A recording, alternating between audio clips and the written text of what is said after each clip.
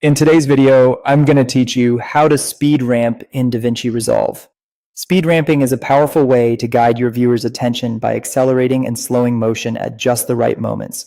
By the end, you'll be able to create smooth cinematic ramps that feel intentional and polished. Start by opening the DaVinci Resolve app and heading to the edit page with your clip already placed on the timeline. With the clip selected, right-click it and choose Retime Controls. You'll see a retime bar appear above the clip, usually showing a percentage for the current playback speed and a small drop-down arrow. This overlay is your command center for setting up the ramp. Move the playhead to the exact frame where you want the speed change to begin or end. Click the drop-down arrow on the retime bar and choose Add Speed Point. A marker appears, splitting the clip into segments you can control independently.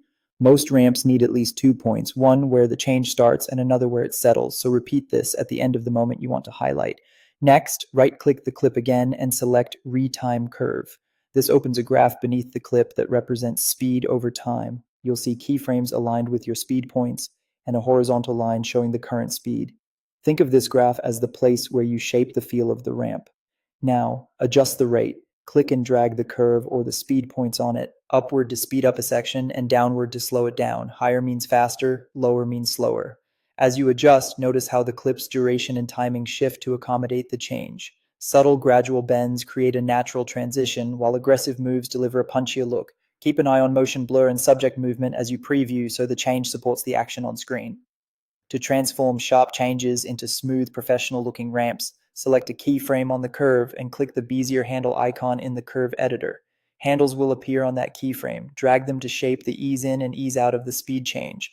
Longer handles create a gentler slope. Shorter handles make the transition snappier. Aim for an S-shaped curve for classic cinematic ramps and adjust until the acceleration and deceleration feel fluid. Play back your sequence and fine-tune the curve as needed. With retime controls set, speed points placed, the retime curve opened, and Bezier handles refined, you've built a clean, expressive speed ramp that elevates your edit.